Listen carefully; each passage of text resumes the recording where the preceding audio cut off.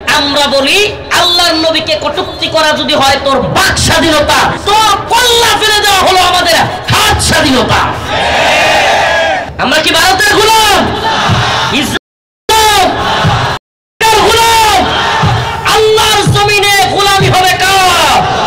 ৪৭-এর আগে মনিব ছিল, প্রভু ছিল, ৪৭-এর পরে প্রভু হয়ে গেছে পাকিস্তানিরা, ৭১-এর পরে প্রভু হয়ে গেছে ইন্ডিয়া, ভারত, আর এখন ৫ই আগস্টের পরে প্রভু হয়ে গেছে। মনিব চেঞ্জ হয়েছে, গোলাম গুলো একই আছে। এখন মানবিক করিডোরের নামে মায়ানমারের সাথে আরাকান আর্মিকে সাপোর্ট করার জন্য পশ্চিমারা টোপ দিছে, টোপ, প্রেসক্রিপশন বুঝেন না, ডাক্তার যেটা দেয়। শেখ হাসিনার আমলে প্রেসক্রিপশন আসতো ভারত থেকে, এখন প্রেসক্রিপশন আসে হুজুর আমার কথায় 10টায় আইছেন 12:30টায়, রাগ করবো না মনে? এত রাগ করলে চলবো? জাতির বিষয়গুলো কি দেখতে হইব না? কথা বল না। উম্মতের বিষয় দেখতে হইব না, খালি মাহফিল দেখলে হইব? নারী নীতিমালা, নারী সংস্কার, নারীর অধিকারের নামে আমাদের দেশে পশ্চিমার এজেন্ডা চালু করতে চাচ্ছে। আন্দোলন করতে হবে না? রুখে দাঁড়াইতে হবে না? এদেশে নারী পুরুষের সমান অধিকার দিবে। এদেশে আমাদের মা বোনদেরকে পতিতালয়ের লাইসেন্স দিয়া যৌন কর্মী হিসেবে লাইসেন্স দিবে, যৌন দাসী বানাবে। নাউজুবিল্লাহ। রাষ্ট্রীয়ভাবে আইন পাশ করে। এটা কি আমাদের মা বোনদের জন্য সম্মানের নাকি লজ্জা? সম্মানের নাকি লজ্জা? আমাদের মা বোনেরা যৌন কর্মী নয়, আমাদের মা বোনেরা আম্মাজান আয়েশা, আম্মাজান খাদিজার বংশধর। তারা তাদের উত্তরসূরি। তাদেরকে যৌন কর্মী বলে কেউ যদি সার্টিফিকেট দিয়ে পতিতালয়ে পাঠাতে চায়, আমরা কি তাদের প্রতিবাদ করব না? বলেন না? দরকার আছে না নাই? এই জন্যই ছিল আজকের হেফাজতের সমাবেশ। এবং এই যে আলেম উলামাদের নামে মিথ্যা মামলা, এত মামলা হইল, চিন্তা করছেন? এত আন্দোলন করলাম, জেল খাটলাম, রিমান্ডে গেলাম, নির্যাতনের শিকার হইলাম। বর্তমানের যে সরকার প্রধান উপদেষ্টা আমগোর সাথে হাজিরা দিত ডক্টর মোহাম্মদ ইউনূস সাহেব, আমরাও আদালতে হাজিরা দিতাম, উনিও কি করত? হাসিনার মামলায় হাজিরা দিত। তো এখন উনি প্রধান উপদেষ্টা হয়ে গেছে, এখন আমরা এখনো হাজিরা দেওয়া লাগে, আমগোর মামলা শেষ হয় না। কোন তো দিকে সহ্য হয়? আপনাদের মামলা শেষ হয়, আমাদের মামলা শেষ হবে না কেন? হাসিনা আপনাদের উপর জুলুম করেছে, আমাদের উপর জুলুম করে নাই? আমি যদি বলি ডক্টর মোহাম্মদ ইউনূসের চাইতে বেশি জুলুম আমার উপরে করছে, তাইলে আমাদের মামলাগুলো আপনি কেন এখনো বাতিল করেন না? এখনো এই মামলাগুলো কেন রয়ে গেছে? এখনো আমাদের মামলাগুলো, আপনি তো ভালো কিছু শুরু করছেন, আপনি একটু পর আমি এখানে রাখছি, আবার নিতেছে, আবার দিতেছে। আস্তে আস্তে, ঠিক আছে। একবার আপনি নারী সংস্কারের কথা বলেন, আমাদের মা বোনদেরকে পতিতালয়ে পাঠানোর প্ল্যান করেন, আবার আলেম ওলামাদের মামলাও বাতিল করবেন না। মগের মূল্য পাইছেন? আমাদের কথা মনে হয় বুঝেন নাই। হাসিনা দিল্লির গোলামি করতে গিয়ে এমন এক ফ্লাইং কিক খাইছে যে দাদাদের দেশে গিয়া পড়ছে। বাংলাদেশের জনগণ দিল্লির গোলামি মানে নাই। এখন আপনারও যদি শখ জাগে যে আপনি দাস হবেন, হাসিনা ছিল ভারতের সেবা দাসী, আপনি হবেন সেবা দাস। এজেন্ডা নারীবাদীদের চিৎকার চেঁচামেচি শুই না বাংলাদেশে নারীদের সমান অধিকার দিবেন, নারী পুরুষ সমান অধিকারের স্লোগান তুলবেন। নারীদের সম্মান ইসলাম জানে, নারীদের সম্মান ইসলামই দিয়েছে, ঠিক কি ঠিক না?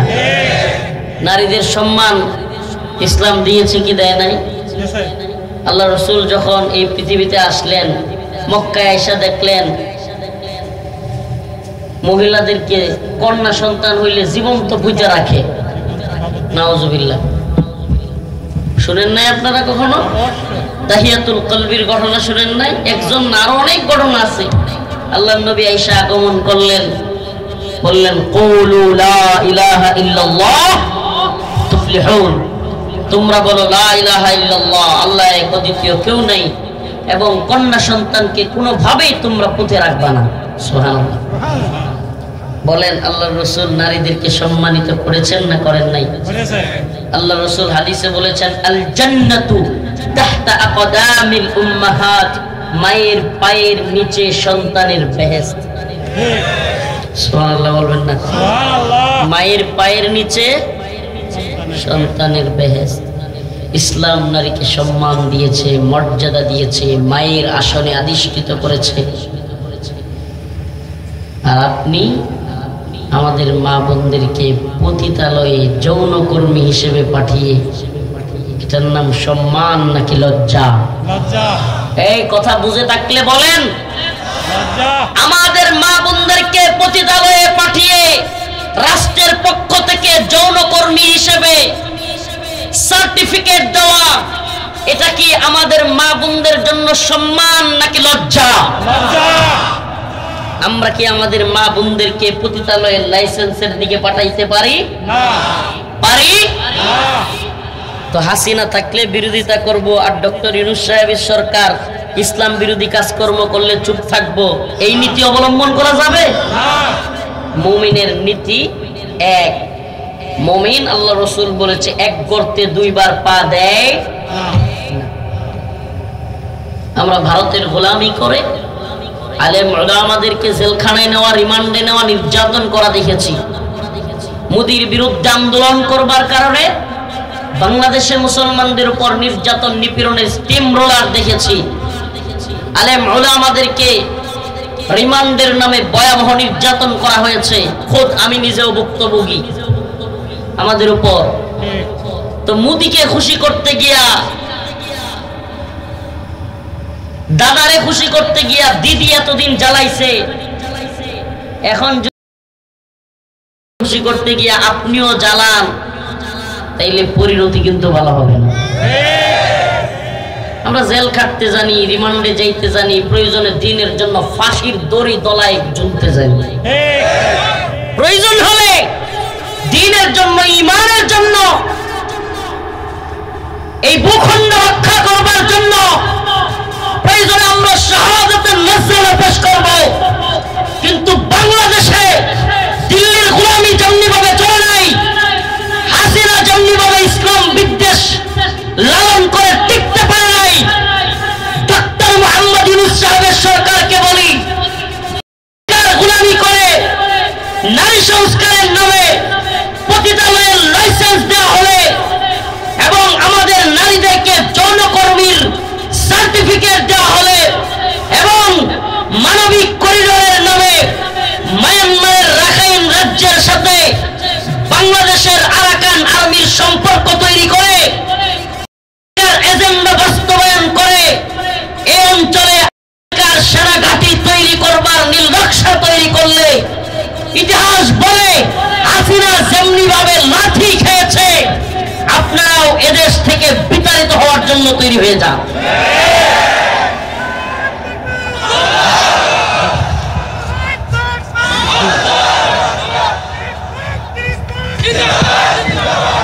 আমরা মাজলুমদের পাশে ছিলাম, নিজে মাজলুম, নিজেও মাজলুম, অন্যান্য যেই মাজলুম ছিল, হেফাজতে ইসলাম হোক, জামাতে ইসলাম হোক, বিএনপি হোক, ডক্টর মোহাম্মদ ইউনূস হোক, সবাই যেহেতু হাসিনার মাধ্যমে জুলুমের শিকার। কথা সত্য না মিথ্যা? সত্য। হাসিনার আমলে বিএনপি বলেন, জামাত বলেন, হেফাজত বলেন, ডক্টর মোহাম্মদ ইউনূস বলেন, ছাত্ররা বলেন, সবাই জুলুমের শিকার হয়েছি। আমরা একে অপরে, এক মাজলুম আর এক মাজলুমের পাশে দাঁড়িয়েছিলাম। কিন্তু মাজলুম যদি, গতকালকের মাজলুম যদি আজকে জালিমের ভূমিকায় অবতীর্ণ হয়, আমরা কিন্তু আপনাদের কেউ ইসলামের বিরুদ্ধে জুলুম করবার হিম্মত কিংবা কোন দুঃসাহস দেখালে আমরা সেটাও থামিয়ে দিব।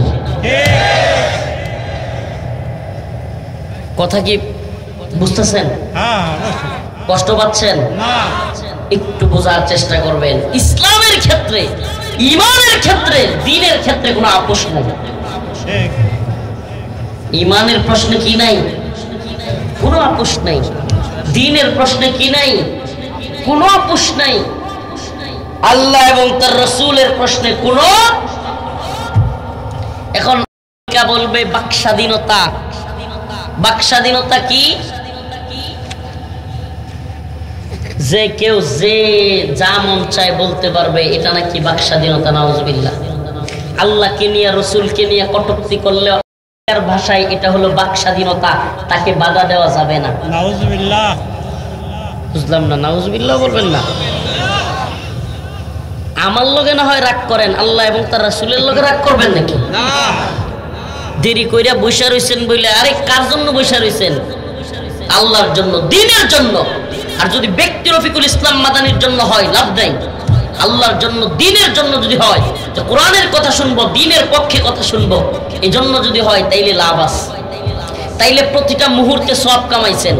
বাহিরে গিয়া হয়তো গুনাহ করতেন, বাহিরে গিয়া হয়তো কেউ আল্লাহ না করুক বাজে অভ্যাস থাকলে বাজে কাজ করতেন। তো এখানে ছিলেন, রহমতের পরিবেশে ছিলেন, কোরআনের মজমায় ছিলেন। এই সময়টা আপনার আল্লাহর খাতার মধ্যে উঠে গেছে। এই সবর, এই যে কষ্ট করেছেন, সবর ধরেছেন, হুজুর কখন আসবে। যদি এটা আল্লাহর জন্য হয়, দ্বীনের জন্য হয়, ব্যক্তি রফিকুল ইসলাম মাদানির জন্য না হয়, তাইলে এটার সওয়াব আল্লাহর খাতায় উঠে গেছে। আপনার আমল নামায় অনেক বড় নেকি। প্রিয় ভাইরা আমার, বন্ধুগণ আমার, তো আল্লাহ রাসূল সাল্লাল্লাহু আলাইহি ওয়াসাল্লামকে গালি দেওয়া, এটা কি স্বাধীনতা? বাক স্বাধীনতা? আপনার জবান আছে বলেই কি আপনি যাতা বলতে পারবেন? আপনার মুখ আছে বলেই কি আপনি যাতা বলতে পারবেন? আপনার কলম আছে বলেই কি আপনি যাতা লিখতে পারবেন? এটার নাম বাক স্বাধীনতা নয়। এরপরেও বাংলাদেশে বাক স্বাধীনতার নামে আল্লাহ এবং তার রাসূলের বিরুদ্ধে অবমাননাকর বক্তব্য দেওয়াকে বাক স্বাধীনতা বলে চালানোর এক নীল নকশা চলছে। কয়টা বলবো বাবা? এই উম্মাকে কে সজাগ করবে? আমরা যদি দায়ীর পরিচয় দেই, নেত্রকোনা থেকে সাতক্ষীরার শ্যামনগর চলে এসেছি, দায়ীর পরিচয় যদি দিতে যাই যে এই দ্বীনের দায়ী, আমরা দিন ফেরি করে বেড়াই, মানুষের দ্বারে দ্বারে দ্বীনকে নিয়ে যায়, তাহলে অবশ্যই আমাদেরকেই এই উম্মতকে সজাগ করতে হবে। এই উম্মতকে সজাগ করতে হবে। বলেন, আল্লাহর রাসূলকে গালি দেওয়া, আল্লাহ এবং তার রাসূলকে নিয়ে বিভিন্ন কুৎসা রটনা করা, এগুলো কি বাক স্বাধীনতা? আপনারা শুনলে অবাক হবেন। অনেকেই হয়তো জানেন, অনেকে এগুলোর খবরই রাখেন না। নাউজুবিল্লাহ। রাখাল রাহা নামের এক কুলাঙ্গার বাংলাদেশের পাঠ্যপুস্তক সংশোধনীতে আছে। সে সাধারণ কোনো লোক না। সে আল্লাহ এবং তার রাসূলকে নিয়ে কটূক্তি করেছে এই কিছুদিন আগে। অনেক কিছুর পরে সে ফেসবুকে একটা পোস্ট দিয়েছে, কেউ কষ্ট পায়া থাকলে আমি দুঃখিত, এই ধরনের। কিন্তু আমার জানতে মনে চায়, আল্লাহ এবং তার রাসূলকে নিয়ে কটূক্তি করার শাস্তি কোরআন হাদিসে আছে না নাই? বলেন, আছে না নাই? আল্লাহ রাসূল বলেছেন, মান সাব্বা নাবিয়ান ফাকতুলু, যে আমার রাসূলকে গালি দিবে, আল্লাহ রাসূলের হাদিসের মধ্যে এসেছে, তার শাস্তি হলো ওয়াজিবুল কতল, মৃত্যুদণ্ড। অতএব যদি কেউ পশ্চিমা এজেন্ডা বাস্তবায়ন করে বাংলাদেশে বাক স্বাধীনতার নামে রাসূলকে কটূক্তি করাকে প্রমোট করতে চায়, আমরা বলি আল্লাহর নবীকে কটূক্তি করা যদি হয় তোর বাক স্বাধীনতা, তো কল্লা ফেলে দেওয়া হলো আমাদের হাত স্বাধীনতা। রাজি আছেন তো? ইনশাআল্লাহ। তোদের বাক স্বাধীনতা যদি বলে আল্লাহর নবীকে কটূক্তি করা, তোর জিহ্বা কেটে ফেলা আমাদের দায়িত্ব। প্রিয় ভাইরা আমার, বন্ধুগণ আমার, এই ব্যাপারে সুনির্দিষ্ট বক্তব্য প্রত্যেকটা মুমিনের উপর ওয়াজিব। এ ব্যাপারে সুস্পষ্ট কথা, সুস্পষ্ট আল্লাহর নবীর সাথীদের বিরুদ্ধে কথা বলা, তার দিকে হাত তোলা, এটা আল্লাহর রাসূলের পক্ষ থেকে প্রত্যেকটা মুমিনের উপর ওয়াজিব। রাসূলের অপমানে যদি না কাঁদে তোমার মন, মুসলিম নয় মুনাফিক, তুমি রাসূলের দুশমন। রাসূলের অপমানে যদি না কাঁদে তোমার মন, মুসলিম নয় মুনাফিক, তুই রাসূলের দুশমন। আপনার আমার ভাইরে মারলে অন্তরে ব্যথা লাগে কি লাগে না? বলেন লাগে কি লাগে না? ফিলিস্তিনে মুসলমানদেরকে মারছে, তবুও আমাদের অন্তরে আঘাত লাগছে কি লাগে নাই? তাইলে আল্লাহর রাসূল কি সাধারণ মানুষের চাইতে কম না বেশি?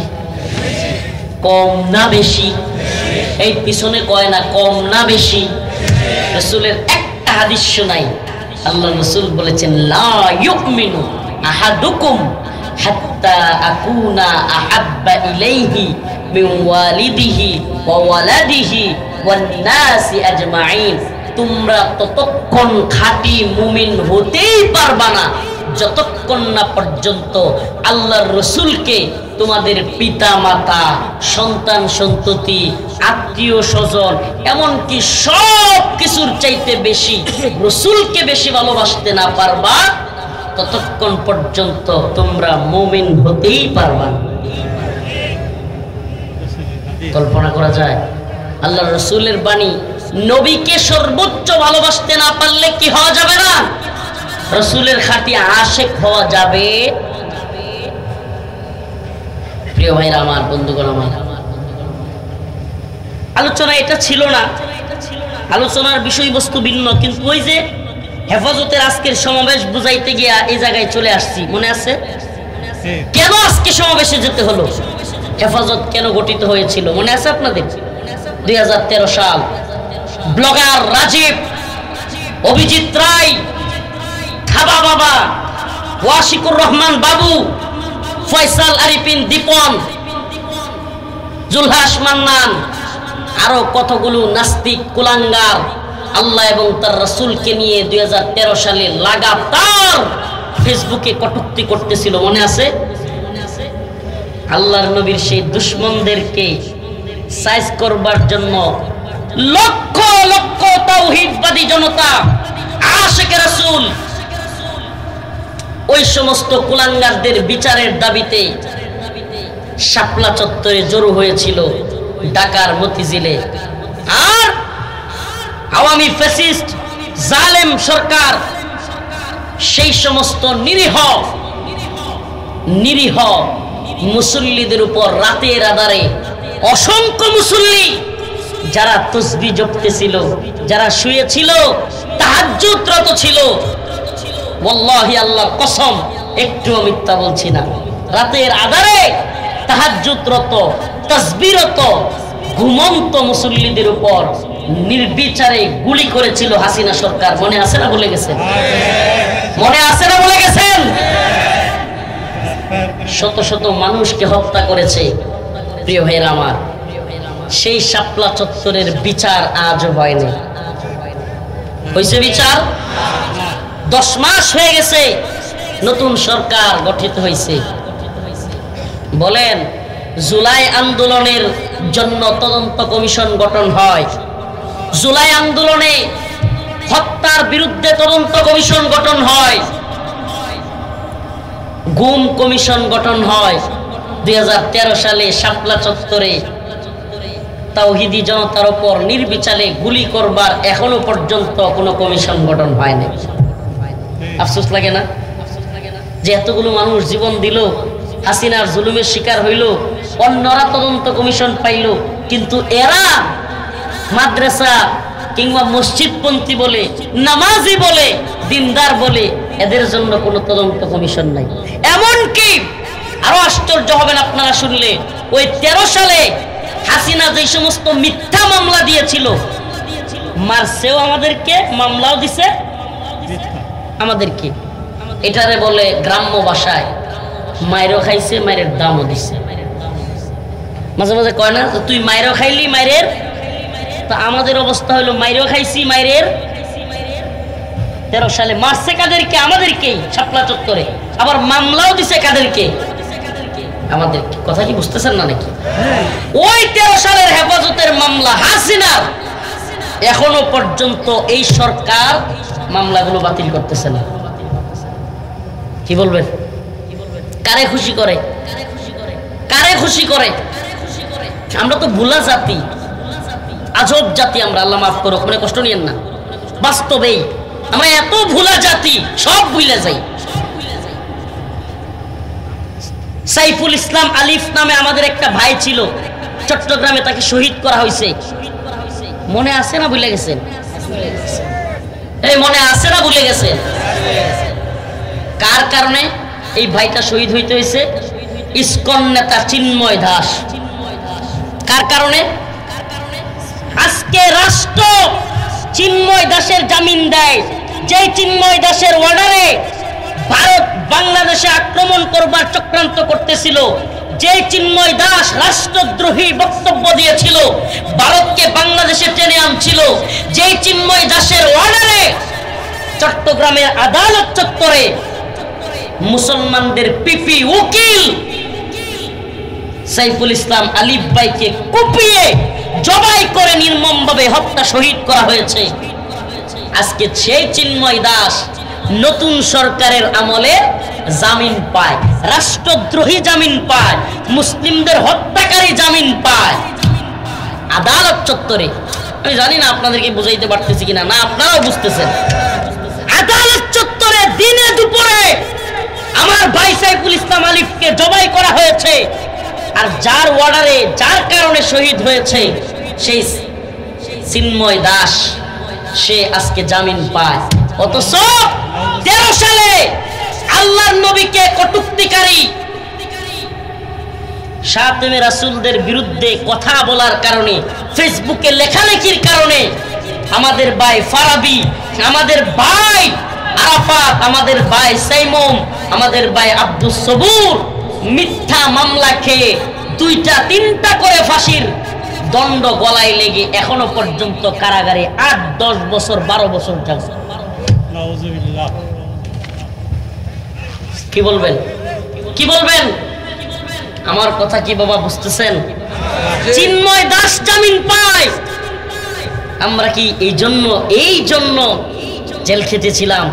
এই জন্য হাসিনার বিরুদ্ধে আন্দোলন করেছিলাম যে এমন এক বাংলাদেশ দেখব যেখানে হিন্দুত্ববাদী দাদাদের চাপে চিন্ময় দাসকে জামিন দেওয়া হবে।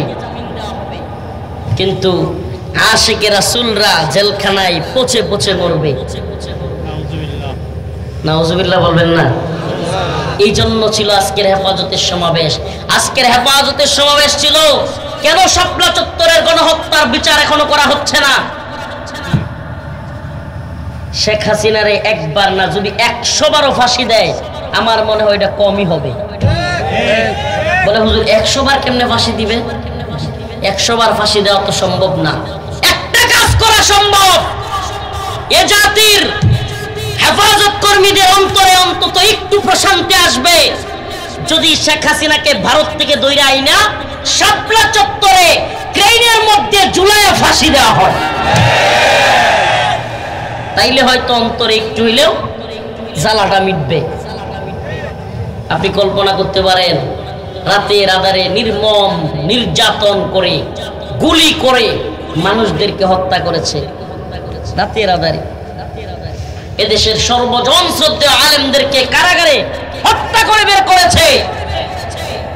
ঢাকায় জাতীয় ঈদগাহে জানাজা পর্যন্ত পড়তে দেয় নাই। এমন অসংখ্য ঘটনা। আল্লামা নূর হোসেন কাসিমি রাহিমাহুল্লাহ জানাজাটা ঢাকার কেন্দ্রীয় ঈদগাহে পড়তে দেয় নাই। আল্লামা সাইদি রাহিমাহুল্লাহ কারাগারে হত্যা করে তারপরে ঢাকায় জানাজাটা পর্যন্ত পড়তে দেয় নাই। হাজার হাজার ওনার ভক্ত আবেদন করেছিল একটু জানাজা পড়বো ঢাকায়। আর সেই স্বৈরাচার হাসিনা চলে গেছে 10 মাস, অথচ এখনো পর্যন্ত আমরা শাপলার গণহত্যার বিচারের কমিশনই গঠন হইতে দেখলাম না। এখনো পর্যন্ত হেফাজতের আলেমদের নামে মামলাগুলো প্রত্যাহার হতে দেখলাম না। এখনো পর্যন্ত শাপলার খুনি, শাপলা যেই কারণে গঠিত হয়েছিল সেই নাস্তিক শাতেমদের বিরুদ্ধে কোনো কিছু দেখলাম না। উল্টো আমার ভাইরা এখনো জ্বলে পড়ে আছে। বলেন, একজন মুসলমান হিসেবে একজন মাজলুম হিসেবে, একজন মুমিন হিসেবে সেই সমস্ত ভাইদের পাশে দাঁড়ানো আমাদের উচিত কিনা? বলেন উচিত কিনা? আল্লাহ রাসূলের কাছে কি জবাব দিবেন? হাউজে কাউসার, হাউজে কাউসার এত সহজ? আল্লাহর নবী যদি প্রশ্ন করে, আমার পক্ষে দাঁড়াবার জন্য যারা জেলে ছিল তোরা তাদের জন্য কি করেছিস? কি জবাব দিব আমরা? আল্লাহর নবীর পক্ষে বলবার কারণে, একটু লেখার কারণে ফেসবুকে আজকে তারা কারাগারে, আর চিন্ময় দাসরা জামিন পায়। মুসলিম উম্মাহ ষড়যন্ত্রের ডালপালা অনেক গভীরে, এজন্য প্রায় প্রোগ্রামে গিয়া বলার চেষ্টা করতেছি, শুনেন ও সাতক্ষীরা শ্যামনগরের মুসলমান, শুনেন, মনিব চেঞ্জ হয়েছে, গোলামগুলো ঠিকই আছে। বুঝেন নাই মনে হয়, না বুঝাইতে পারি নাই? মনিব চেঞ্জ হয়েছে। ৭১-এর আগে মনিব ছিল, সরি ৪৭-এর আগে মনিব ছিল, প্রভু ছিল পশ্চিমারা, ফিরিঙ্গিরা। ৪৭-এর পরে প্রভু হয়ে গেছে পাকিস্তানিরা। ৭১-এর পরে প্রভু হয়ে গেছে ইন্ডিয়া, ভারত। আর এখন ৫ই আগস্টের পরে প্রভু হয়ে গেছে। মনিব চেঞ্জ হয়েছে, গোলামগুলো একই আছে। কথাগুলো একটু সুক্কা সুক্কা লাগতেছে না? কিছু করার নাই, তিতা লাগলেও কিছু করার নাই। তিতা কিন্তু গ্যাস্ট্রিকের জন্য বা বদ হজমের জন্য খুব ভালো, পেটের জন্য উপকারী। কথাগুলো তিক্ত, আল হাক্কু মুররুন, সত্য কথা তিতা হয়, কিন্তু তিতা কিন্তু গ্যাস্ট্রিকের জন্য খুব ভালো। সমস্যা যদি থাকে ভালো হয়ে যাবে। প্রিয় ভাইরা আমার, মনিব চেঞ্জ হয়েছে কিন্তু দাসগুলো, গোলামগুলো একই আছে। আমরা একসময় দেশদের গোলামি করেছি, তারপরে পাকিস্তানের গোলামি, এরপরে ৭১ থেকে নিয়ে ২০২৪-এর ৫ই আগস্ট পর্যন্ত ভারতের গোলামি, এখন ৫ই আগস্টের পরে চলতেছে আমেরিকার গোলামি। শুনতে একটু কেমন লাগে হুজুর, এটা কি কর? হ্যাঁ, এখন মানবিক করিডোরের নামে মায়ানমারের সাথে আরাকান আর্মিকে সাপোর্ট করার জন্য পশ্চিমারা টোপ দিছে, টোপ, প্রেসক্রিপশন। প্রেসক্রিপশন বুঝেন না? ডাক্তার যেটা দেয়, প্রেসক্রিপশন বুঝেন না? ওই যে অসুখ হইলে ডাক্তার কি করে? প্রেসক্রিপশন দেয়, দেয় যে দিয়ে দিছি, এই অনুযায়ী ওষুধ খাবা, এর বাইরে যাবা না, কিন্তু বাইরে গেলে বিপদ, সর্বনাশ হয়ে যাবে। শেখ হাসিনার আমলে প্রেসক্রিপশন আসতো ভারত থেকে, এখন প্রেসক্রিপশন আসে থেকে। এখন প্রেসক্রিপশন নারীবাদী প্রেসক্রিপশন, নারী পুরুষ সমান অধিকার দিতে হবে। ইউনুস কাকু কয় হ্যাঁ ঠিক আছে, জি মহাজন, জি চলছে। প্রিয় ভাইরা আমার, বন্ধুগণ আমার, নারী পুরুষ সমান অধিকার। আমি যদি বলি মা বোনদেরকে সমান অধিকার দিবেন, এই রোদের তীব্র দাবদাহে, এই তীব্র রোদের মধ্যে, চৈত্রের কিংবা কার্তিকের তীব্র রোদের মধ্যে আমাদের মা বোনেরা রাস্তাঘাটে রিক্সা চালাইতে পারবে? হ্যাঁ পারবে? সম্ভব? বাসের মধ্যে, ট্রেনের মধ্যে যাতাযাতি কইরা, চাপাচাপি কইরা পুরুষের সাথে সিট নিতে পারবে? প্রেগন্যান্সি অবস্থায় স্বামী যদি বলে ৬ মাস আমি ডিউটি করছি, এবার ৬ মাস তুমি ডিউটি করো, পারবে? আল্লাহ নারীকে এক উদ্দেশ্যে সৃষ্টি করেছেন, পুরুষকে আরেক উদ্দেশ্যে সৃষ্টি করেছেন। আর আপনি সমান অধিকার, সমান অধিকার বলে চিল্লায়ে আমাদের মা বোনদেরকে সম্মানের নামে আরো লঞ্চিত করার প্ল্যান করেছেন। এই ষড়যন্ত্র আমরা রুখে দিব ইনশাআল্লাহ। রাজি আছেন তো ইনশাআল্লাহ? আলোচনার বিষয়বস্তুর দিকে যাই।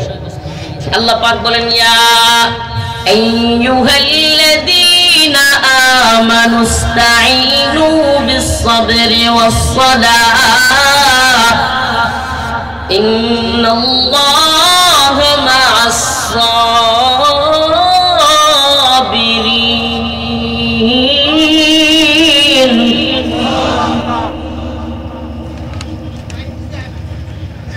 ইয়া আইয়ুহাল্লাযীনা আমানুস্তাঈনু বিস-সাবরি ওয়াস-সালাহ ইন্নাল্লাহা মা'আস-সাবিরিন।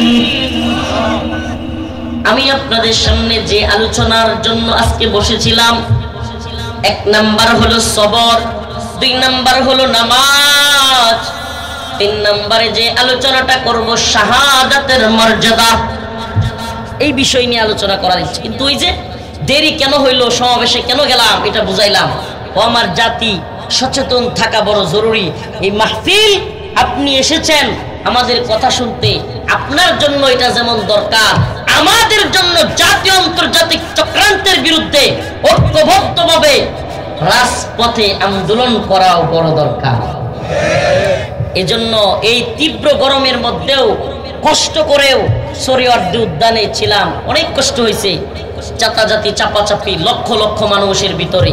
তারপরেও কেন এই কষ্টগুলো আমরা করি? একটা কারণেই, আল্লাহকে সাক্ষী রেখে বলি, এই উম্মাহ যেন দিন প্রতিষ্ঠার সংগ্রামে নিয়োজিত হতে পারে। এই উম্মাহকে যেন কোনো জালেম, কোনো তাগুত আবারও নতুন করে গোলামির জিনজিরে আবদ্ধ করতে না পারে। আমরা নতুন করে কারো গোলামি করব? হ্যাঁ, আমার সাথে হাতে হাত রেখে বলতে পারবেন তো ইনশাআল্লাহ? বলতে পারবেন? বলেন আমরা কার গোলাম? বলেন আমরা কার গোলাম? আওয়াজ হয় না? সাতক্ষীরার লোক, আমরা কি ভারতের গোলাম? ইসরায়েলের গোলাম? আল্লাহর জমিনে গোলামি হবে কার? বলেন কার? আন্নাল আরদ ওয়ারিসুহা ইবাদিয়াস সালিহুন। জমিনের মালিক আল্লাহ, গোলামিও হবে। ইনিল হুকমু ইল্লা লিল্লাহ, আমরা আল্লাহ তা'বুদু ইল্লা ইয়া, আমরা কারো দাসত্ব করি না, একমাত্র আল্লাহর দাসত্ব করি। বেশ, এটাই কালিমার দাবি, এটাই ঈমানের দাবি। লা ইলাহা, বলেন না লা ইলাহা। আল্লাহকে বাদ দিয়ে আমি কাউরে মানি না। সুবহানাল্লাহ বলবেন না? আল্লাহকে বাদ দিয়া যদি কোনো প্রধানমন্ত্রী কথা বলে, ওই যে কইছিলাম মনে আছে, তাইলে আমি কি আল্লাহর বিরুদ্ধে যাওয়া কোনো ব্যক্তি, সে এমপি হোক, চেয়ারম্যান হোক, মন্ত্রী হোক, প্রধানমন্ত্রী হোক, রাষ্ট্রপতি হোক, আল্লাহর বিরুদ্ধে গেলে, সে প্রধান উপদেষ্টা হোক, কোরআনের বিরুদ্ধে গেলে আমরা তারও বিরুদ্ধে দাঁড়ায় যাব। এটার নাম ঈমান ভাই, এটার নাম ঈমান। যেদিন আপনি সেই কথা বলতে পারবেন, আমার দল বুঝি না, আমার নেতা বুঝি না, আমার লিডার বুঝি না, আমার বাবা বুঝি না, আমার ভাই বুঝি না, আমার আল্লাহর বিরুদ্ধে গেলে, আমার দ্বীনের বিরুদ্ধে গেলে আমি তারও বিরুদ্ধে, তাইলে আপনি ইমানদার। তাইলে আপনি কি ইমানদার? এরপরে হইলো আপনার নামাজ কাজে লাগবে। আপনার নামাজ কখন কাজে লাগবে? যখন আপনি বলবেন আল্লাহর বিরুদ্ধে গেলে আমি কাউরে মানি না। ইমানের প্রথম শর্ত লা ইলাহা। ইলা মানে কি? ইলা মানে কি? প্রথমে হলো বর্জন, বর্জন। ইল্লাল্লাহ পরে, স্বীকার পরে, আগে বর্জন। লা ইলাহা, আমি মানি না। সুবহানাল্লাহ। আগে কি? আগে কি? হুজুররা এখানে আছে, লা ইলাহা আমি কি মানি না, আমি বর্জন করলাম। ইল্লাল্লাহ, আল্লাহ ছাড়া যা আছে সব বর্জন। সুবহানাল্লাহ। আল্লাহরে বাদ দিয়া যা আছে সব কি? বাতিল। এটার নাম ঈমান। ঈমানের দাবি এটা। আগে ঈমানের দাবি পূরণ করেন, এরপরে আসেন আলোচনায়। ইয়া আইয়ুহাল্লাযীনা আমানুস্তাঈনু বিস-সাবরি ওয়াস-সালাহ। আল্লাহ রাব্বুল আলামিন বলেন, ও মুমিন বান্দা, ঈমান আনার পরে তোমার কাজ হলো ইস্তাঈনু, তুমি আল্লাহর কাছে চাও। কার কাছে? ভারতের কাছে? কার কাছে? কাছে? কার কাছে চাও? আল্লাহর কাছে চাও। আল্লাহর গোলামি করো। ইস্তাঈনু, তুমি চাও আল্লাহর কাছে বিস-সাবরি ওয়াস-সালাহ। কোন পীরের কাছে, শায়েখের কাছে, দরগার কাছে, দুর্গার কাছে না। তুমি মুমিন হলে তুমি চাইবা কার কাছে? আল্লাহর কাছে। বলেন না, চাইবা কার কাছে? আল্লাহর কাছে চাইবা। ইস্তাঈনু, তুমি চাও বিস-সাবরি ওয়াস-সালাহ, আল্লাহর কাছে চাও। আল্লাহ বলেন কিসের মাধ্যমে চাইবা, চাওয়ার তরিকা কি? সুবহানাল্লাহ। চাইতে বলেছেন কে? আবার কেমনে চাইতে হবে ধরনটাও শিখায় দেন কে? আল্লাহ বলেন বিসবরি ওয়াস সালাহ, নামাজ এবং সবরের মাধ্যমে চাও। সুবহানাল্লাহ বলবেন না? সবরের মাধ্যমে চাওয়ার একটা নমুনা আপনাদেরকে বলবো, কারগুজারি শোনাবো।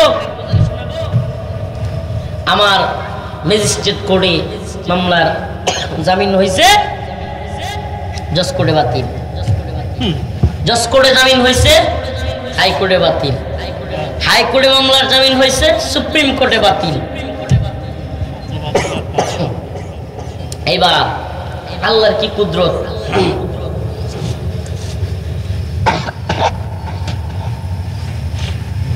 যেটা আশাও করি নাই, সুপ্রিম কোর্টের বাতিল হইলে আবার জজ কোর্টে মামলার জামিন হইব, এটা আশা করে কেউ? যারা আইন আদালত বুঝে আশা করে? কিন্তু আল্লাহর কি কুদরত, একদিনে 4টা মামলা সুপ্রিম কোর্ট থেকে বাতিল হওয়া, 4 মামলা জজ কোর্টে এসে জামিন হয়ে গেছে। সুবহানাল্লাহ, আলহামদুলিল্লাহ। প্রায় 32 মাস জেলখানায়, 26 দিন রিমান্ডে। হঠাৎ করে একজন প্রহরী আয়েশা ডাকা শুরু করলো, রফিকুল ইসলাম মাদানী সাহেব হুজুর হাজির। আমি বললাম আসি। কয় হুজুর ব্যাগ ট্যাগ গুছান, আপনি চলে যাবেন। সুবহানাল্লাহ বলবেন না? প্রতিদিন 100-200 মানুষকে এইভাবে চিল্লায়া চিল্লায়া নিয়ে যায়। এই 32 মাসে কতগুলো দিন, এই প্রতিদিন মানুষের নামগুলো মাইকে শুনতাম আর মনে মনে কইতাম আল্লাহ আমার নাম কবে ডাকবে, কবে আমাদের নাম আসবে। হঠাৎ করে নাম ডাকলো।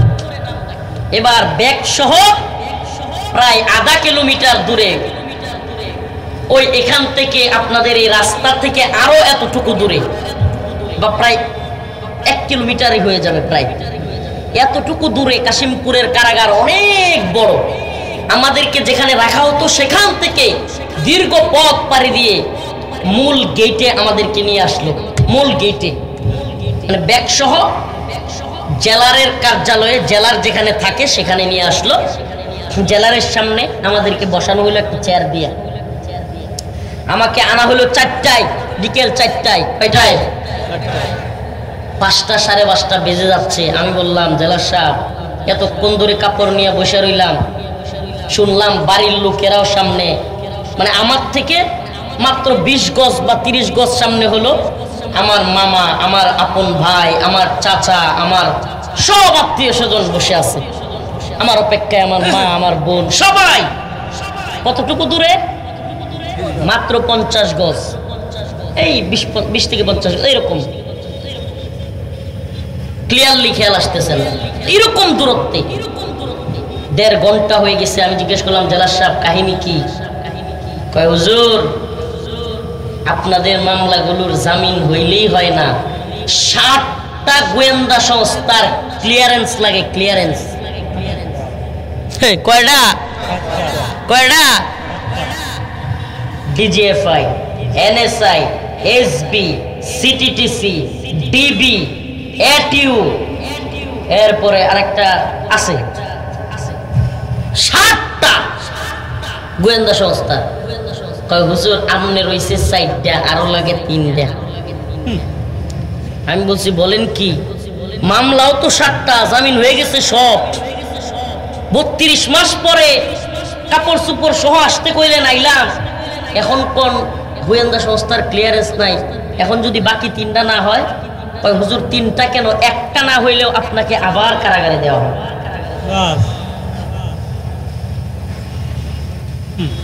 আমি জানি না আমি এটা বয়ান করে এখন আপনাদেরকে বুঝাইতে পারবো কিনা, এটা সম্ভব না। মাথার মধ্যে আসমান ভাঙ্গা প্রাখালি এটা শুনছেন, কিন্তু এই পরিস্থিতির মধ্যে কখনো পড়েন নাই। আমার চোখ দিয়া পানি ঝরতেছে, কি শুনলাম এটা। আমার খালি কল্পনা হইতেছে, ওই যেদিন হাইকোর্টের মামলার জামিন বাতিল হয়েছিল, আমার আম্মা দীর্ঘ 3 থেকে 4 ঘন্টা বেহুশের মতো ছিল, মাথায় পানি ঢালতে হয়েছে। আমি আমার যে আম্মাকে সুস্থ রেখে আসছিলাম, আমার মা কান্না করতে করতে চোখে ছানি ফেলে দিছে, চশমা ব্যবহার করা লাগে। আল্লাহ না করুক এখন যদি এই মহিলা আবার শুনে যে গেট থেকে আমার আবার দইরা জেলখানায় দিছে, না জানি আমার মাকে হারাইয়া ফেলি। মনটার মধ্যে কষ্ট। মাগরিবের সময় চলে আসলো, বললাম জেলার সাহেব আমার একটু নামাজের জায়গাটা দেখায় দেন। গেটে একেবারে জেলারের রুমের পাশেই ছোট্ট একটা নামাজখানা আছে, এখানে কারারক্ষীরাও নামাজ পড়ে। আল্লাহ, ঢুকলাম, ঢুইকা নামাজ পড়তেছি। কি বলবো আপনাদেরকে হালত, চোখ দিয়ে অজরে কান্না আসতেছে, হেসকি দিয়ে কান্না আসতেছে। আল্লাহ, এই দুনিয়ার সমস্ত দরজাগুলো বন্ধ হয়ে গেছে আপনার দরজা ছাড়া, আর কোনো পথ নাই মাওলা। আপনি এই দুনিয়ার সমস্ত ক্ষমতাসীন, শেখ হাসিনা, ওবায়দুল কাদের, আরো যারা যারা আছে, এনএসআই, ডিজিএফআই, যত ক্ষমতাসীন, আল্লাহ আপনার ক্ষমতার সামনে তো এদের ক্ষমতা কিছুই নেই। মালিক, আপনি যদি চান যে রফিকুল ইসলাম আজকে রাতের খাবার তার মায়ের হাতের রান্না করা খাবার খাবে, পৃথিবীর কোনো শক্তি নাই জেলখানায় আমাকে বন্দি করে রাখে। আয় মালিক, চোখ দিয়া পানি ঝরছে আর কান্না, হেঁচকি দিয়া কান্না করতেছি। হেঁচকি দিয়া কান্না বুঝেন তো, উপর দিকে তাকায়া দোয়া করতেছি। আয় মালিক, দুই দিকে সালাম ফিরাই যেন শুনি আমার ক্লিয়ারেন্স হয়ে গেছে। আল্লাহকে সাক্ষী রেখে বলেছি, ওই দিনের সবর এবং দুয়ার সাথে সাথে একজন কারারক্ষী পিছনে ফিরতেই সালাম ফিরাইয়া দেখি বলে, হুজুর আপনার সব ক্লিয়ারেন্স হয়ে গেছে, চলে আসেন। এই কারগুজারিটা আপনাদেরকে কেন শোনাইলাম? শোনাইলাম এজন্য যে আল্লাহ যে বলছে, ইয়া আইয়ুহাল্লাযীনা আমানু, এই ইমানদাররা, ইস্তাইনু, তোমরা চাও কার কাছে? আল্লাহর কাছে। বিসসবরি ওয়াস সালাহ, নামাজ এবং সবরের মাধ্যমে। ওই দিন আমি নিজে আলহামদুলিল্লাহ, এটা কোনো বুজুর্গি না, আল্লাহ মাফ করুক, আমি অদম, আমি গুনাহগার, আমি নালায়েক, কিন্তু আমি মাজলুম। আল্লাহ রাসূল বলেছে মাজলুমের দোয়া কবুল হয়। আল্লাহ পাক ওই দিন আমি দেখেছি সবর এবং নামাজ আমার সাথে সাথে একদম বোমার মতো কাজ করছে। সুবহানাল্লাহ। তো এই জন্য আপনাদেরকেও বলি, নামাজ পড়বেন তো ইনশাআল্লাহ? নামাজ পড়বেন তো? নামাজ ছাড়বেন না? আল্লাহ রাসূল বলেছেন, ইদা মান তারাকা সালাতান ওয়াহিদান মুতাআম্মিদান ফাকাদ কাফার, যে ব্যক্তি ইচ্ছাকৃত এক ওয়াক্ত নামাজ পরিত্যাগ করলো সে কুফরি করলো। নাউযুবিল্লাহ। কোন মুসলমান কুফরি করতে পারে? বলেন কুফরি করতে পারে? তাইলে ইচ্ছাকৃত নামাজ ছাড়বো আমরা? তাই বলেন না ছাড়বো? এরপরে আল্লাহ বলছেন সবর। সবর তিন প্রকার, সবর আনিত তাআত, সবর আনিল মুসিবত, সবর আনিল মাসিয়া। সবর কয় প্রকার? তিন প্রকার।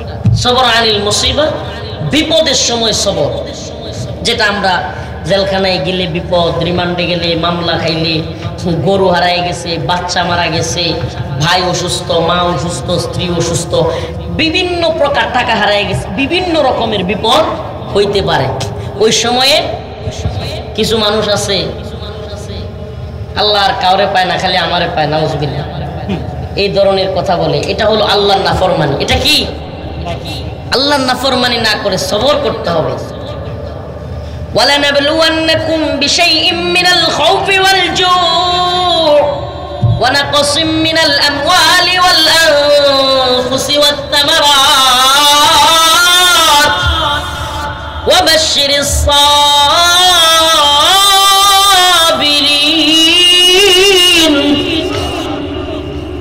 আল্লাহ বলেন অবশ্যই অবশ্যই, وَلَنَبْلُوَنَّكُمْ, লামে তাকিদ নুনে তাকিদ, অবশ্যই অবশ্যই তোমাদেরকে পরীক্ষা করা হবে। কে বলে? আল্লাহ। আল্লাহ নিজে যেখানে বলে দিতেছেন আমাদেরকে আল্লাহ কি করবেন? পরীক্ষা করবেন। আম হাসিবতুম আন তাদখুলুল জান্নাহ, তোমরা কি মনে করছো এমনি এমনি সেলসেলায়া জান্নাতে যাবে গা? নেত্রকোনার ভাষা সেলসেলায়া বুঝেন? সেলসেলায়া, হ্যাঁ, সেলসেলায়া হলো আপনাদের এলাকায় নদী আছে, নদীতে দেখবেন, আমরা ছোটবেলায় করছি, এলাকার ছেলেরা করছে কিনা জানি না, নদীতে উঁচু থেকে পানি দিয়া দিয়া কাদা দিয়া মাখাইতাম আমরা। ওই উপর থেকে বসার সাথে সাথে সেল সেলাইয়া নদীতে পানিতে চলে যাইতাম। এটারে বলে কি? সড়ক খাই। সড়ক খাই বলেন আর সেল সেলাইয়া বলেন। ওই যে উপরে বসছেন আর সেল সেলাইয়া বা সড়ক খাই চলে গেছেন, জান্নাতে এত সেল সেলাইয়া সড়ক খাই যেতে পারবেন। আল্লাহ বলছেন আম হাসিবতুম আন তাদখুলুল জান্নাহ, তোমরা কি মনে করো তোমরা এমনি এমনি জান্নাতে চলে যাবে? ওয়ালাম্মা ইয়ালামিল্লাহু আল্লাযীনা জাহাদু মিনকুম, তোমাদের মধ্যে কারা আল্লাহর পথে যুদ্ধ করেছে এবং কারা সবর করেছে আমি সেটা দেখব না, পরীক্ষা করব না? সুবহানাল্লাহ। আল্লাহ বলছেন আমি কি পরীক্ষা করব না? কারা সবর করেছে এবং কারা আল্লাহর পথে জিহাদ করেছে অবশ্যই আমি পরীক্ষা করব, তারপরে জান্নাতে দিব। আলিফ লাম মিম,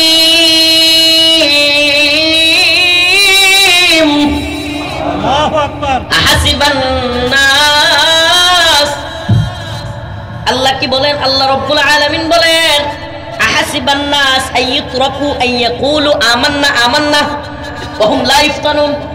আল্লাহ বলেন আহাসিবান নাস, তোমরা কি মনে করো হে মানুষ, তোমরা ধারণা করো আইয়ুতরাকু, তোমাদেরকে ছেড়ে দেওয়া হবে, আইয়াকুলু আমান্না আমান্না, তোমরা বলবে আমি ঈমান আনছি ঈমান আনছি, মানে তুমি খালি ঈমান আনছো ঈমান আনছো এটা বললেই তোমার ছেড়ে দেওয়া হবে?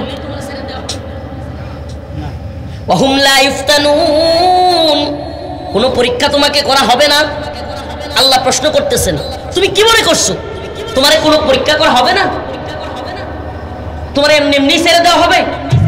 ওয়ালাকাদ ফাতান্নাল্লাযীনা মিন ক্বাবলিহিম ওয়ালাকাদ ফাতান্নাল্লাযীনা মিন ক্বাবলিহিম ফালায়ালামান্নাল্লাহু আল্লাযীনা সাদাকু ওয়ালায়ালামান্নাল কাযিবিন। আল্লাহ বলেন আমি তোমাদের পূর্ববর্তী যারা ছিল তাদেরকেও পরীক্ষা করেছি, তোমাদেরকেও পরীক্ষা করব। কেন? কারণ আমার জানার ইচ্ছা হলো ওই যে তোমরা যে বলেছিলা রূহের জগতে, আমি যখন প্রশ্ন করেছিলাম আলাস্তু বিরব্বিকুম, আমি কি তোমাদের প্রভু নই? সবাই বলেছিলেন ক্বালু বালা, হ্যাঁ হ্যাঁ অবশ্যই আপনি আমাদের প্রভু, আপনি আমাদের রব। আল্লাহ বলেন ওই যে সাক্ষ্য দিয়ে দুনিয়াতে আসছিলা, আমি আজকেও দেখব কে আমার প্রকৃত গোলাম প্রকৃত বান্দা আর কে মুনাফিক। সুবহানাল্লাহ। মুনাফিকি করা যাবে? করা যাবে? ঈমানের দাবিতে অটল অবিচল থাকতে হবে। ইস্তাঈনু বিসসবরি ওয়াস সালাহ, আল্লাহর কাছে চাইতে হবে নামাজের মাধ্যমে সবরের মাধ্যমে। তো বলতেছিলাম সবর তিন প্রকার। কয় প্রকার? সবর আনিল মুসিবত, বিপদের সময়ের সবর। ওই যে কই যে মুসিবত মুসিবত মুসিবা, বিপদের সময় ধৈর্য ধারণ করা। আল্লাহ পাক সমস্ত বিপদ বালা মুসিবতে কষ্টে আমাদেরকে সবর করার তৌফিক দান করুন। আল্লাহ পাক সবরকারীদের জন্য সুসংবাদ দিয়েছেন ওয়াবাশশিরিস সাবিরিন। আল্লাহ বলেন আমি সবরকারীদের জন্য সুসংবাদ দিয়েছি, জান্নাতের সুসংবাদ। ইন্নাল্লাহা মাআস সাবিরিন, আল্লাহ বলেছেন আমি সবরকারীদের সাথে আছি। সুবহানাল্লাহ বলবেন। দুই নাম্বার সবর, সবর আনিল মাসিয়াত, গুনাহের সবর। এটা কেমন?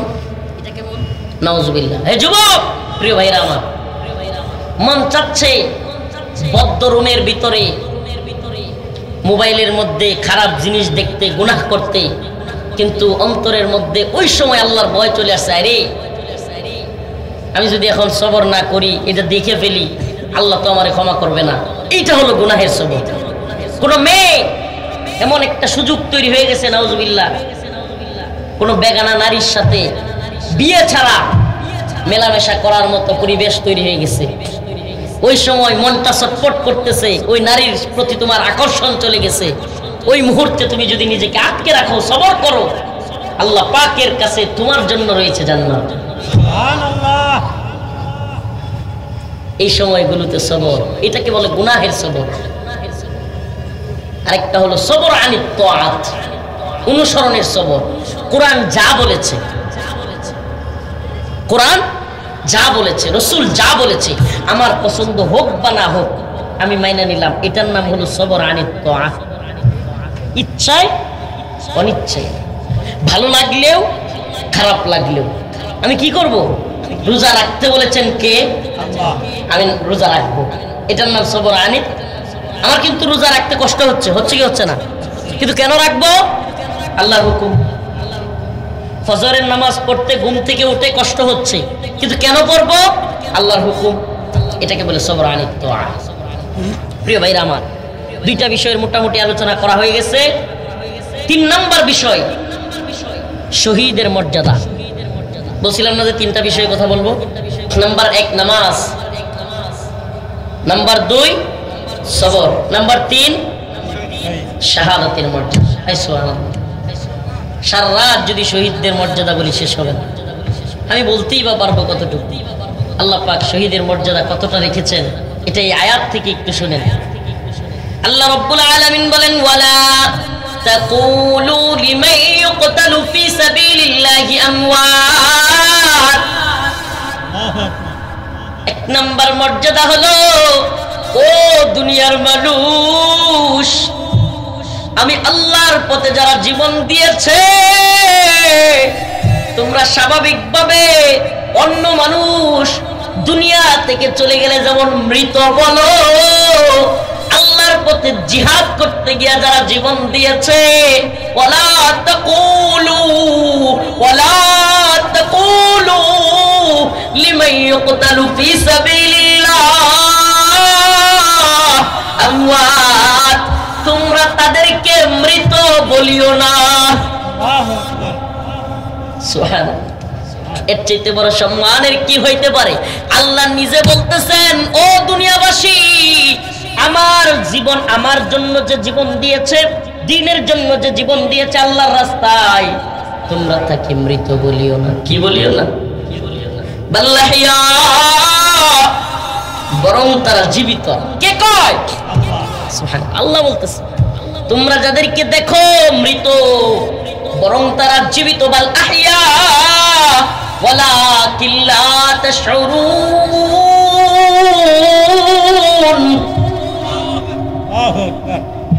আল্লাহ রাব্বুল আলামিন বলেন, তোমরা যাদেরকে মৃত মনে করতেছো এরা মৃত না। অন্যান্য জীবনগুলো, অন্যান্য মানুষদের রূহগুলো যেমনি ভাবে কবজ করা হয়, নিয়ে নেওয়া হয়, বারজাখের জিন্দেগিতে কবর হাসর এগুলো আছে। আল্লাহ রাসূল বলেন, শহীদের মর্যাদা হলো শহীদ জীবিত। এই কথার মানে কি? আল্লাহ যে বলছেন শহীদ কি, এই কথার মানে কি? আল্লাহ রাসূল বলেন, আল্লাহ পাক শহীদের ওই আত্মাটাকে দুনিয়ার বাহ্যিক জিন্দেগি থেকে বের করে এই যে আত্মাটাকে জান্নাতের একটা সবুজ পাখির মধ্যে ঢুকায় দেয়। কি করে আল্লাহ দুনিয়ার এই আত্মাটাকে কি করে? বাহ্যিক আত্মাটাকে জান্নাতের সবুজ পাখির মধ্যে ঢুকায় দেয়। শহীদ মরে না। কি করে না? শহীদের মিছিলে নাম লিখাতে চলো মুসলিম ভাই, শহীদের মিছিলে নাম লিখাতে চলো মুসলিম ভাই, মরণের স্বাদ পাবে তুমি, এসো না নাম লিখাই, শহীদের মিছিলে নাম লিখাতে চলো মুসলিম ভাই। এই তো সে কাফেলা বীরের জাতি, আজও থামেনি যার চলার গতি। সুবহানাল্লাহ। শহীদের মিছিলে নাম লেখাতে রাজি আছেন তো? আল্লাহর দিন, আল্লাহর জমিন, আল্লাহর হায়াত আল্লাহর জন্য দিব। বলেন না, কার জন্য দিব? ইন্নাল্লাহা আশতারা মিনাল মুমিনিনা আনফুসাহুম ওয়া আমওয়ালাহুম বিআন্না লাহুমুল জান্নাহ। সুবহানাল্লাহ। ব্যবসা করব কার সাথে? জান মাল দিয়া দ্বীনের জন্য ব্যবসা হবে আল্লাহর সাথে। আল্লাহ পাক বুঝার এবং আমল করার তৌফিক দান করুক। বলেন আমিন। আরো জোরে বলেন আমিন। খাস করে দোয়া চাই অনেক দূরের সফর, এতক্ষণ কথা বলতে পারবো কল্পনাও করি নাই। খোলামেলা পরিবেশ, ভালো লাগছে। আপনাদের জন্য দোয়া করি, আপনারা আমার জন্য দোয়া করবেন। আল্লাহ পাক যেন দ্বীনের পক্ষে সব সময় অতন্দ্র প্রহরী হিসেবে দ্বীন ঈমানের হেফাজতের আন্দোলনে শরীক থাকবার তৌফিক দান করেন বলে আমিন। ওয়া আখিরু দাওয়ানা আলহামদুলিল্লাহি রাব্বিল আলামিন। সুবহানাকাল্লাহুম্মা ওয়া বিহামদিক আশহাদু আল্লা ইলাহা ইল্লা আনতা আস্তাগফিরুকা। কর্তৃপক্ষকে বলছিলাম যে একটু এদিক সেদিক, তখন ওনারা বলল যে প্রচারণা হয়ে গেছে হুজুরের জন্য। তো যাই হোক, সবকিছু আল্লাহর পক্ষ থেকে। কষ্ট হয়েছে, আপনাদেরও কষ্ট হয়েছে, বসে রয়েছেন দীর্ঘ সময় অপেক্ষা করতে কষ্ট হয়েছে। তো আমাদের সব কষ্ট কার জন্য? আল্লাহর জন্য। আলহামদুলিল্লাহ নাহমাদুহু ওয়া নাস্তাঈনুহু ওয়া নাস্তাগফিরুহু ওয়া নু'মিনু বিহি ওয়া নাতাওয়াক্কালু আলাইহি ওয়া নাউযু বিল্লাহি মিন শুরুরি আনফুসিনা ওয়া মিন সাইয়্যাতি আ'মালিনা। من يهده الله فلا مضل له ومن يضلل فلا هادي له ونشهد أن لا إله إلا الله وحده لا شريك له. أما بعد فأعوذ بالله من الشيطان الرجيم. بسم الله الرحمن الرحيم. يا أيها الذين آمنوا استعينوا بالصبر والصلاة إن الله مع الصابرين. ولا تقولوا لمن يقتل في سبيل الله أموات بل أحياء ولكن لا تشعرون.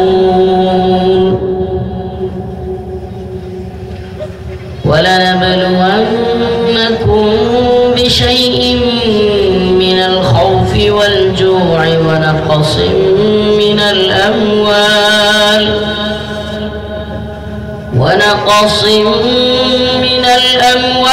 والأنفس والثمرات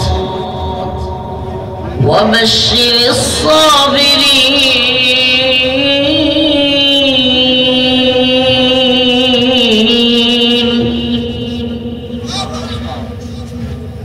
الذين إذا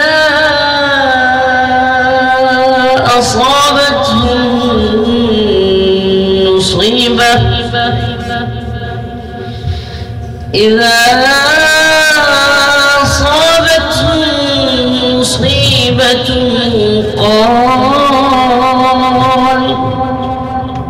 قالوا إنا لله وإنا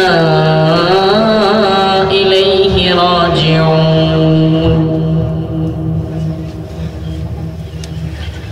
صدق الله مولانا العظيم وصدق رسوله النبي الكريم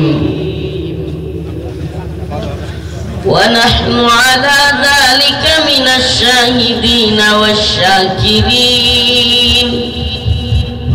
والحمد لله رب العالمين.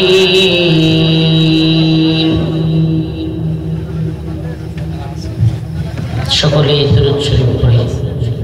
اللهم صل على محمد وعلى آل محمد كما صليت على إبراهيم وعلى آل إبراهيم إنك حميد مجيد. درود পড়তেছেন না? درود পড়লে কি গুনাহ হবে? না রাগ করছেন?